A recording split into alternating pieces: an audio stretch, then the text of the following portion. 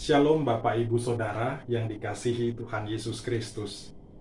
Jumpa lagi dalam Lawatan Hati GKI Residen Sudirman, Surabaya. Hari ini tema kita berjudul Solus Kristus.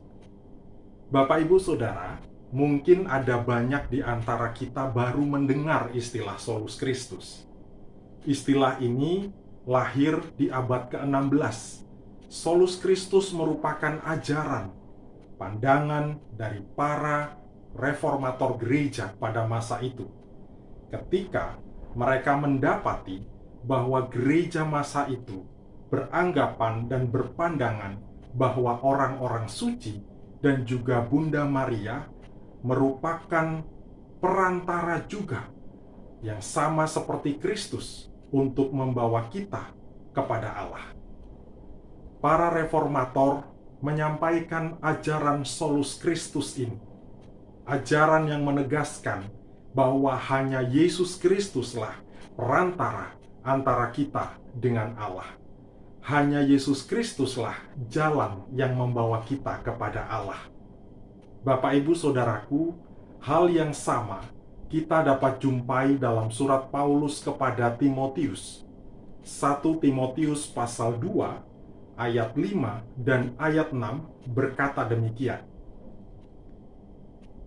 Karena Allah itu esa, dan esa pula Dia yang menjadi pengantara antara Allah dan manusia, yaitu manusia Kristus Yesus, yang telah menyerahkan dirinya sebagai tebusan bagi semua manusia. Itu kesaksian pada waktu yang ditentukan. Bapak Ibu Saudaraku, firman Tuhan hari ini mengajarkan kepada kita bahwa Kristus adalah perantara antara kita dengan Allah.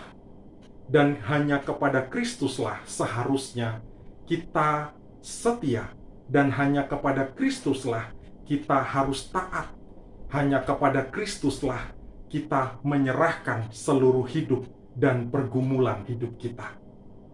Bapak Ibu Saudaraku yang dikasihi Tuhan, melalui ajaran para reformator, Solus Kristus, dan juga melalui pernyataan Paulus kepada Timotius, kita belajar hari ini menempatkan Kristus sebagai yang terutama. Mari kita pegang terus Kristus di tengah-tengah pergulatan hidup kita saat ini, di masa pandemi yang mungkin tidak mudah buat kita semua. Ada banyak pergumulan, ada banyak masalah yang harus kita hadapi. Kita punya Kristus, pengantara kita kepada Allah. Kita punya Kristus, juru selamat kita. Kita punya Kristus yang senantiasa menopang kita. Tidak ada yang lain. Tidak ada yang lain yang sanggup, yang mampu seperti Kristus. Hanya Kristus. Kiranya firman Tuhan hari ini menguatkan kita semua untuk tetap mengimani, meyakini, dan percaya kepada Kristus, dan menempatkan Dia sebagai juru selamat kita. Tuhan senantiasa memberkati kita sekalian.